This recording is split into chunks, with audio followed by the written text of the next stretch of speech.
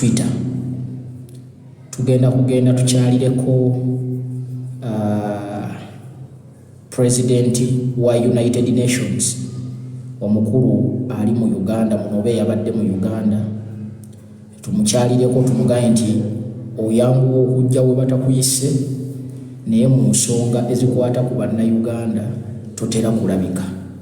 So buli muntu ali ku mutimbagano ng'okozesa Twitter, tugende tunoonye President wa United Nations oyo tumukyalireko, tumuwe ku bubaka bwaffe. Omanyi beesiriwaza nnyo naye ffe tujagezaako okubaleetera obukakafu mu maaso gaabwe. Njagala okwebaza buli munnayuganda. Bwe batyo bannayuganda bwe batuuse ne bavaayo ku nsonga zitagasa ggwanga Uganda. Ensonga zaabwe ziba zikwata ku kununula ggwanga Uganda. Bwe babeera nga bakulaze obutali bumativu bwabwe ebbanga lyonna, singa ogezaako okugaana okwanukula kyokka ng'oyanukula te ku bitagasa ggwanga, kitegeeza oba wegatta ne nakyemalira kagenderere mubonyebonye bannayuganda. Pulezidenti wa UN bannayuganda basazeewo okumulumbagana ku mukutu gwe ogwa Twitter bamuyisemu eggaali, bamulage nti ensonga za Uganda wazeebalama okuva obwedda. Kyokka ensonga eza Museveni bwe zibeera mu kyere, kitegeeza nti mwekobana ne Museveni okunyigiriza bannayuganda nga mukikola kagenderere. UN nno twandirowooza nti ze zimu ku bitongole ebivaayo okulwanirira eddembe ly'obuntu mu nsi zonna, naye bwe bawulira ensonga eziri mu ggwanga Uganda bakulaga nti bateekawo embeera ne tulowooza nti oba oliawo ddala bye bakola bya buntu. Naye bw'olaba ng'ensonga za bannayuganda tavangayo kwanukula, kyokka ate ku nsonga eza Museveni ng'omuntu n'avaayo n'amutendereza nga bw'ali omusajja ow'emirembe, kitegeeza nno nti byonna bannayuganda bye bazze bakola okulaga obutali bumativu bwabwe, kitegeeza bibayita ku mutwe. N'olwekyo bannayuganda basazeewo nti bano aba bateekemu data babalumbe ku mikutu gyabwe egya Twitter, babannyonnyole nti ebintu bye tubagamba bwe biti bwe biri. Uganda bweri terina mirembe, weri si weerina okubeera.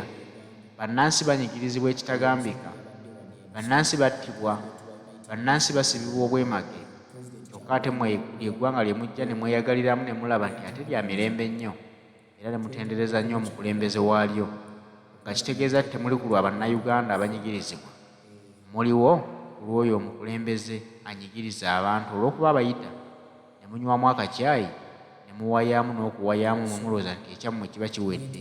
Tulina omulimu omunene ogw'okukola. Ekirala bannange, comrade waffe muyinza okuba temumwagala, abamu temumwagala, naye sisuubira nti waliwo akkiriziganya n'ekyekkomera. Nafunye amawulire nentegeezebwa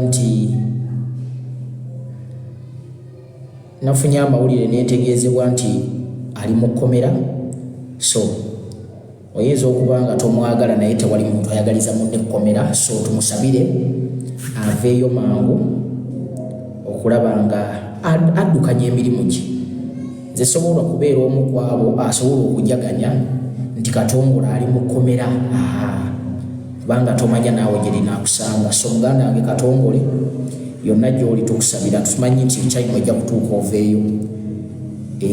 So mbadde njagala okubabuulira ku mawulire ago nti muganda waffe simanyi oba yavuddeyo, naye amawulire ge nasembe bamukutte balina emikolo gye bagendako era nga nagyo gyankyukakyuka. So tumubeeremu. Oyinza okuba tomwagala, byasomesa tobyagala, naye saagala kuwa NRM opportunity naye okutandikiraawo.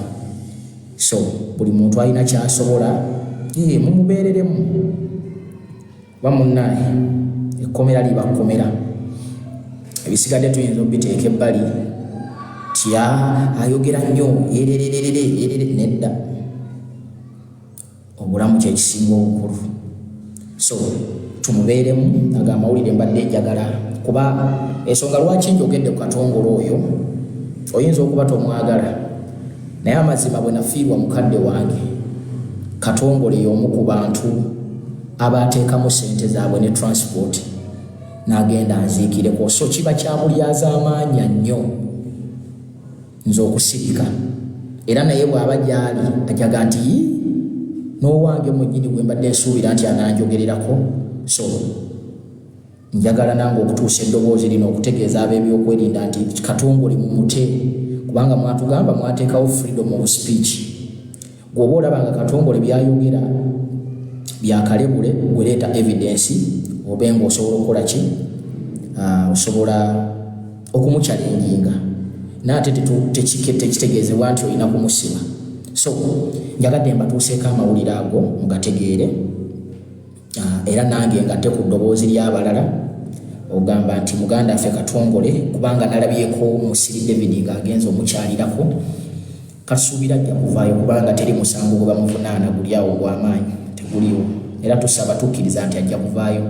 So muganda wange Katongole yonna gy'oli Bulandi, nze nkwebaza nti n'emikwano gye nali ndowooza nti nnina nga n'ebyange babirya, bwe babeera mu buzibu bankubira akasimu ne mbayambako we mba nsobodde, ate bo tebaasobola kweteekamu yadde ka transport kugenda kunziikirako. Naye gwe nga twali twayombako nadda, wakeera ku makya n'oteekamu transport n'ogenda n'onziikirako.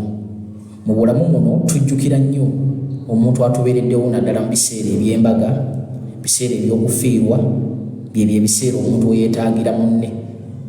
So muganda wange Katongole yonna gy'oli, nze nkusabira buwangaazi, ate nsaba Katonda akukkirizise, abaakukutte bakute. Eyo nga tuvuddeyo mugyebaliko bakomrade, mbadde mbuzeebuzeemuko, mumanyi tuulamu naye tuba tulina research waffe gwe tukola. Njagala okwebaza omukulembeze w'eggwanga nti butuufu newankubadde Museveni atufuza emyaka 4 naye atukkirize tugaane, ate ye Bobi Wine Kyagulanyi Ssentamu afuze Museveni okufa obufi. Gomanyi kye kitegeeza okubanga security edeployinze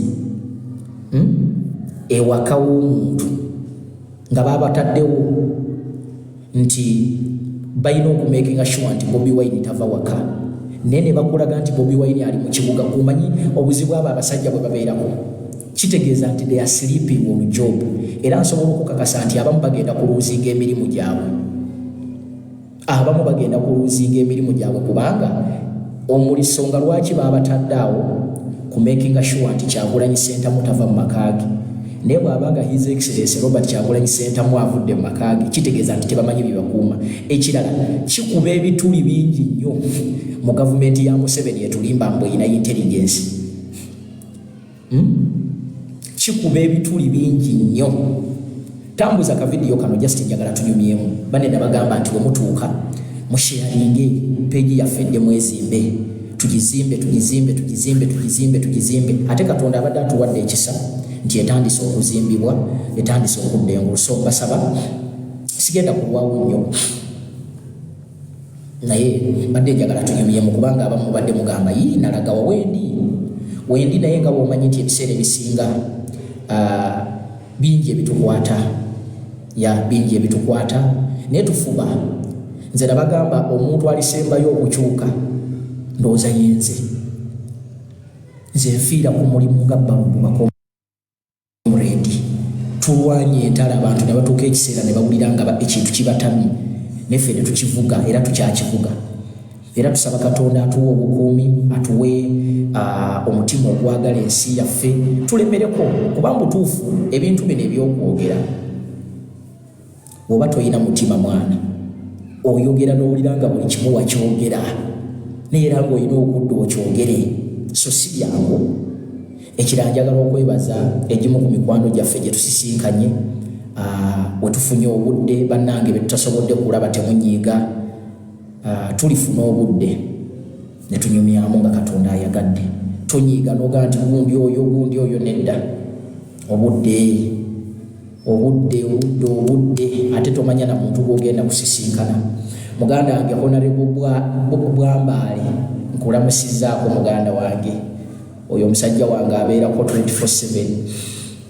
Olunaku olwajjo Adimi yakoze ka post n'agamba nti Honorable Mathias Mpuuga nkutumiddeko naye bannayuganda okumanya muli bazibu abaana babadde mu comment section nga bagamba naye mwe mwabaki okulumba abakulu mugamba ebintu ejja omuntu bwayogera ku muntu aba agenda mulumba oba yemmwe be bateekawo abalina okuba nga temwagala tugire bintu nonze nina ebintu bingi byendabye nina ebintu bingi byensirikidde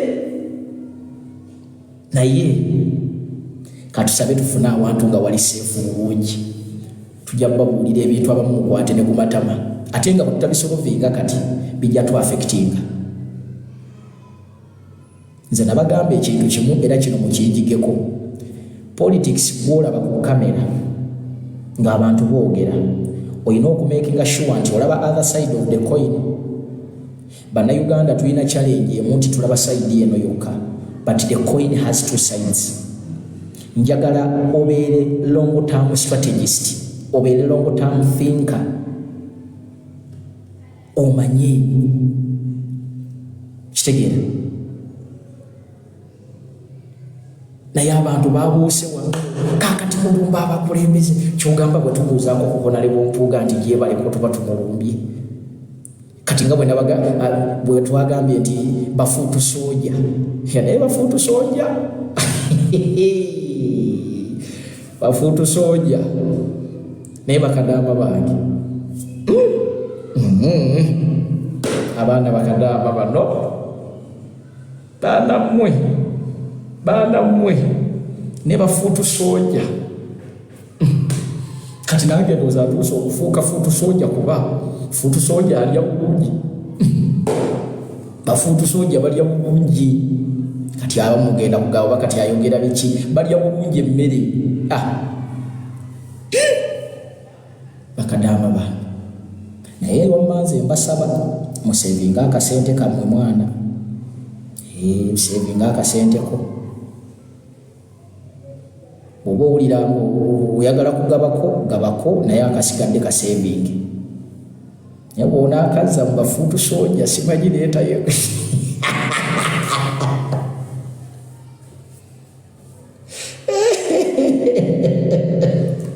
kati mugenda kunyiiga kyekizibu kyemuyina kati mugenda kunyiiga ate temwagala ate nze zekazeka nze nsobola okubabuulira amazima kati ate temwagala mbabuulire mazima nze zekazeka eyewaayo okubabuulira amazima okitegeera naye temwagala mbabuulire mazima olwe mbabuulira amazima nga muga nti naye Masabo olina olugambo fa ku mudaalawo fa ku gundi bannange nze mbaagala nnyo kitegeera so ku bintu ebindeese ekisooka tugenda kukyalirako president wa United Nations oyo tulina omukyalirako kitegeera abaana batuyisizaamu eggaali wano bwe twabuuzizaako kuhonale kakati mutandise erererere ngamba banna tubadde tubuuza mu mukulembeze tubadde tubuuza mu mukulembeze Honorable Francis Zaake nkutumiddeko ssebo yeebaleko muganda wange ensonga z'abavubuka zigamba ki bane munansonyiwa waliwo eko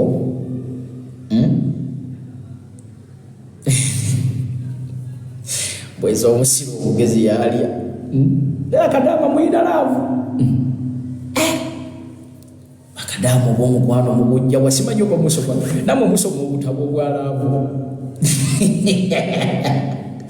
kati bigenda munvuma anyway bane mbatumiddeko honorable wange omulungi Grace Kakooza kutumiddeko munnange webale emirimu webale gyonna gy'otuusaako emirimu ntumiddeko bakadaama bange bane mwebale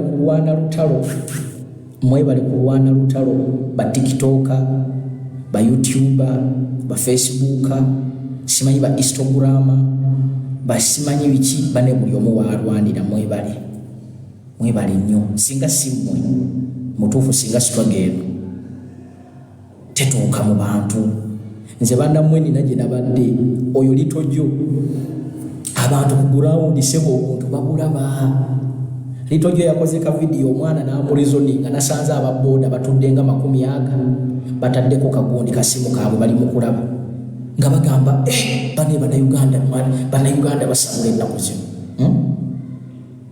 Bampadde amawulire nti pulezidenti ali waka. Pulezidenti awumulemuuko. Pulezidenti yalaze poliisi ya Uganda nti tebalina intelligence. Ekyo nno kirina okubabuulira bannayuganda nti nga twasazeewo okukola kintu. Bano abayaaye tebalina intelligence. Intelligence eva mu bantu ate abantu babakoowa. That is why bakwata abantu abakyamu.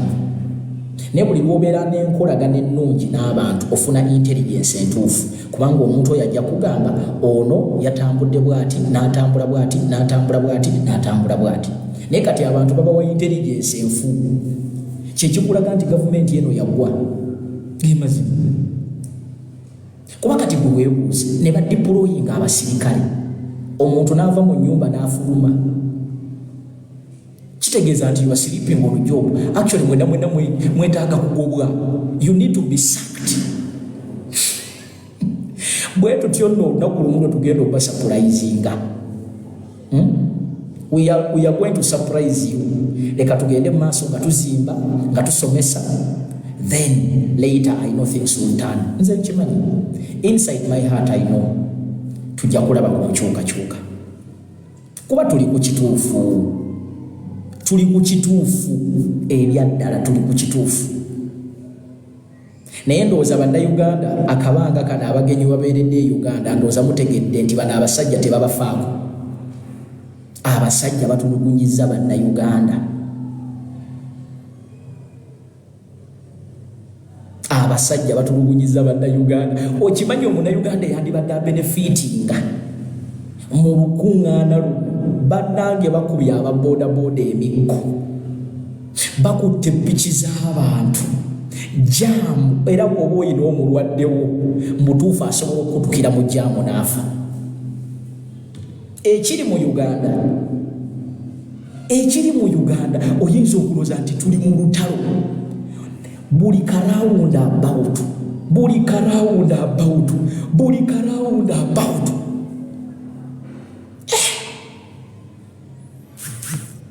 Bannayuganda twabagamba nti bano abasajja beefaako bokka.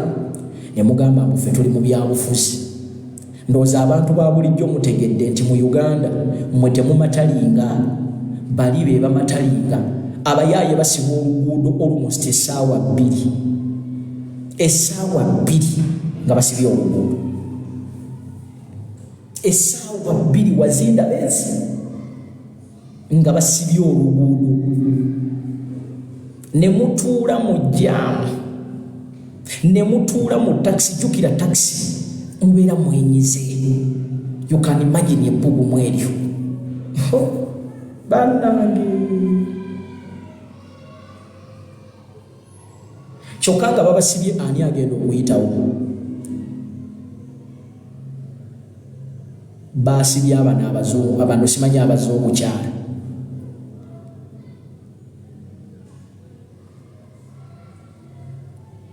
Nawulidde abantu bagamba mbu pulezidenti akola movie. Bane mwe temwagala kukola movie. Nze bannayuganda munsomera. Bwe bamusibira ewaka nti bulijjo agamba pulezidenti aveeyo. Bw'avaayo nti ate akola movie. Nammwe mujje mukole movie. Streets are empty. Naye temulabika. Ne bannayuganda abamwetegeera ya kisimu. Naye pulezidenti Kyagulanyi ajja basobola. Osanga munnayuganda pulezidenti bw'apostinga nti poliisi esazeeko ewuwe nga bagamba kati oli pulezidenti ki atasobola nakwejja mu nnyumba. Bw'afuluma nti akola komedi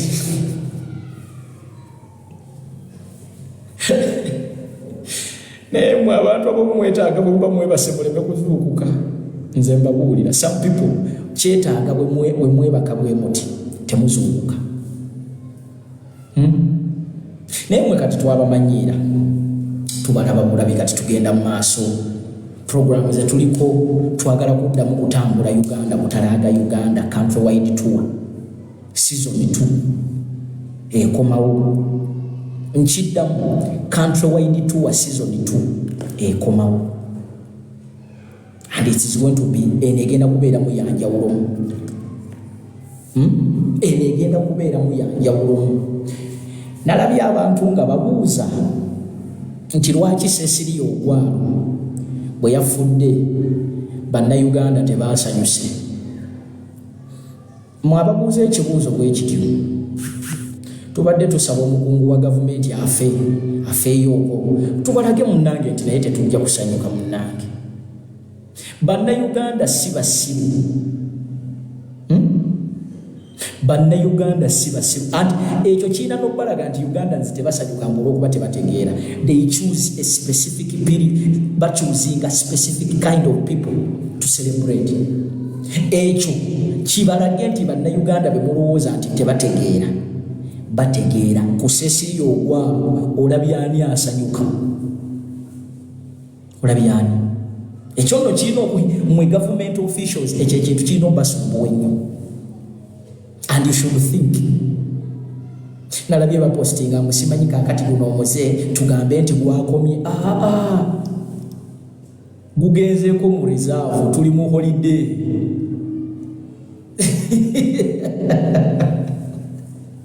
Tuli mu holiday bane tuli mu holiday.